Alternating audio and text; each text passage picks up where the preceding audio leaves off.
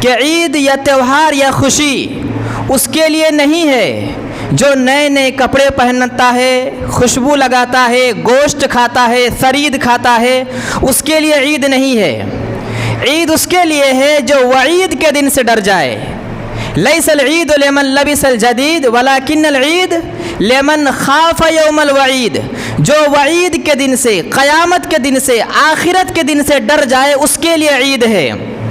اور بہت ساری سندوں سے روایت ہے، سند بہت سی کمزور بھی ہے، لیکن کہا کہ عید ہر اس شخص کے لیے ہے جس دن کوئی انسان گناہ نہ کرے، جس دن انسان پورے دن وہ گناہ سے پاک صاف رہے۔ ہر دن ایسا دن انسان کے لیے عید کا دن ہے۔